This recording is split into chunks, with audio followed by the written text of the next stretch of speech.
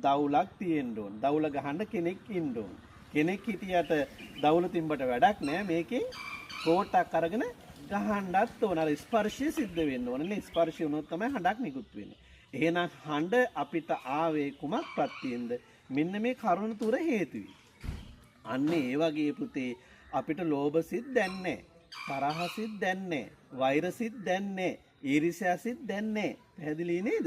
හේතුන් සකස් වෙනකොට අන්න හට ගන්නවා. තණ්හාව කියලා එකක් දැන්නේ උපාදානයි කියලා එකක් දැන්නේ. හේතුන් සකස් වෙනකොට පුතාගේ කෝටුවත් බෙරයත් කියන තුන එකට එකතු වුනහම තමයි මේකෙන් ශබ්දයක් නිකුත් වෙන්නේ. ඒ ශබ්දේ පෙර තිබුණත් නෙවෙයි කලින් ඇති වුණත් නෙවෙයි.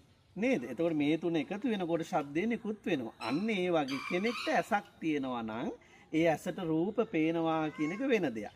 ඇසට රූපයක් වැටුනොත් මේ ශරීර කූඩුවේ අතුලාන්තයේ තියෙන සිත ඇසේ ඇවිල්ලා පහළ වෙනවා කියන එක වෙන දෙයක්.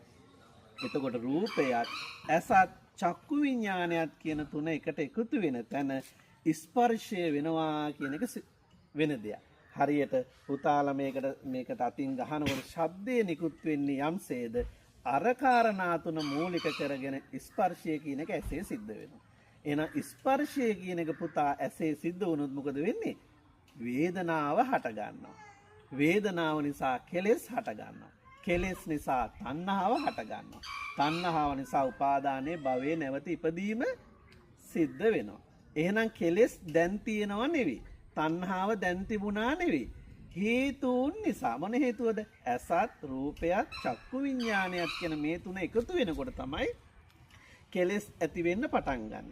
එතකොට මේ ශබ්දය කලින් තිබුණා නෙවෙයි, පෙර තිබුණා නෙවෙයි, දැනුත් තිබුණා නෙවෙයි. මේ හේතුන් ටික එකතු වෙනකොට ශබ්දයක් ආවා.